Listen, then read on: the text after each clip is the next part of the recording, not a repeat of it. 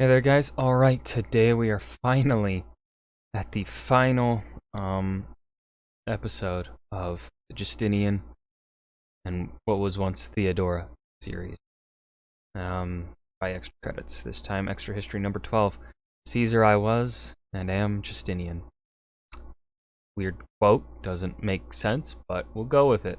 We'll trust the process. Okay. Before we dive in, make sure you guys go and check out the links in the description box below. I would love it if you joined the Discord and helped out, became a part of the community there. So, yeah, I've got nothing else to add here at the beginning of the video. Let's just go ahead and dive right in. Let's get this series over with after so many weeks. Our time with Justinian is nearly at an end. His conquest of Rome lost, his people decimated by plague. The last man to dream of a reunited Rome. Restore Rome can help fix problems that might be making your country run slowly or stop responding. Has seen that dream slip through his fingers. But Justinian was never idle, even as he crossed his 65th year, and he Damn, he's 65. Shit.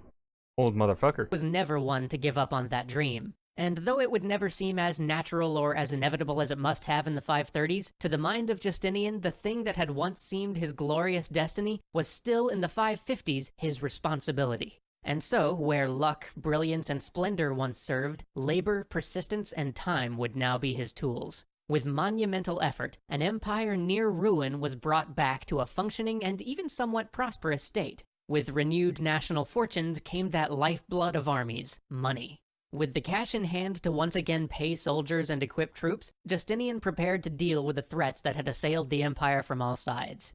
And so we come to one of the most inscrutable parts of the reign of Justinian, the Last Company, the final group of men that he would choose to execute his will and restore the empire. For he chose a group of men who seemed like impossible candidates. They were ancient men, the last of a generation. He picked the septarian Basus to retake Lazica, though he had largely been at fault for re-losing Rome. He chose Scholasticus, a court eunuch without any experience in the field, to command forays against the Slavs to the north, and to retake Italy. He picked the aging eunuch Narses, the same Narses who had bribed the demes for Justinian during Nika, and yes, the very same guy who may have doomed the first Italian campaign by disputing Belisarius' commands. It was a strange bunch to put in charge.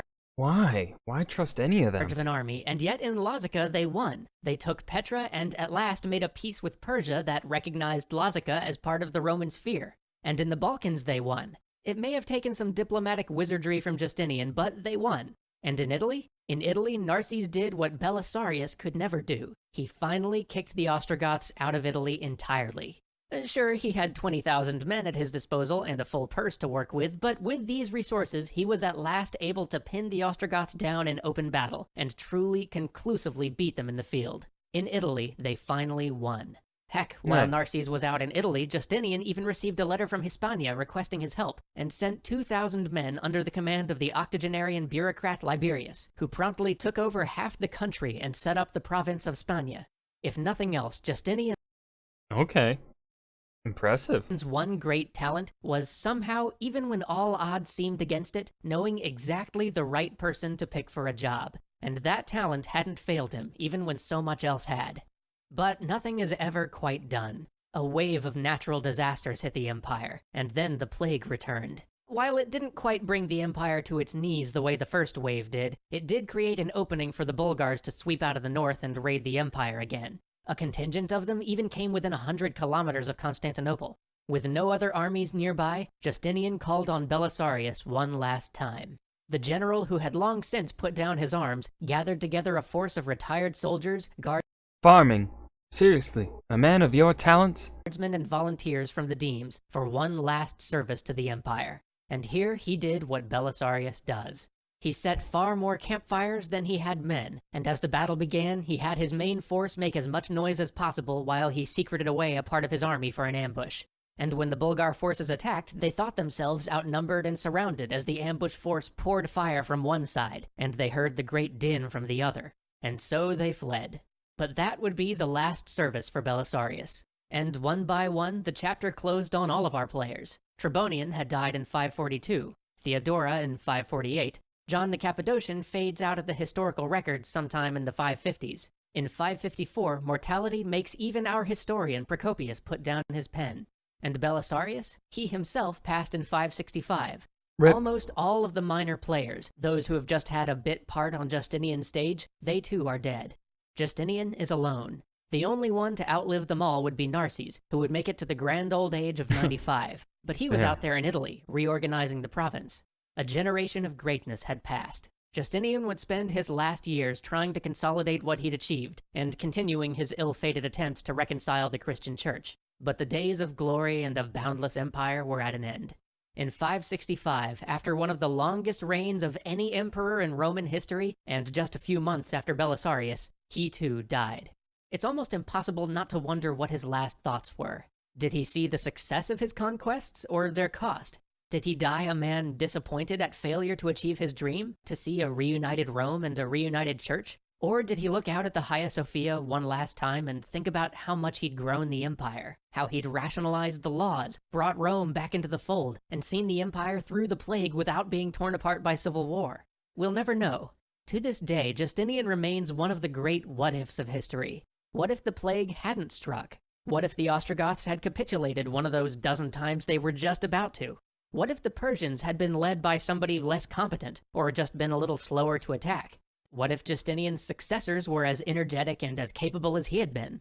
If any one of those things had turned out differently, perhaps we would consider him the greatest Roman emperor of all time. Perhaps the West would speak Greek and Latin and still see Constantinople as its capital. But none of those what-ifs took place, and within 100 years almost everything he had gained would be lost. Only the Hagia Sophia and his law code would truly endure. And for his conquests, for his vision of a Western empire, what did he sacrifice? Perhaps everything. He emptied the Byzantine treasury, taxed heavily, created thousands of miles of new borders to guard for an empire reduced by plague and a soldiery reduced by his own wars. Italy would turn out to cost the empire more than it ever brought in, and North Africa would suffer a series of rebellions and convulsions due to his inability to pay the troops there. Would the Byzantines be so unprepared for the Muslim conquest 70 years later if Justinian hadn't squandered the empire's resources on the ephemeral West?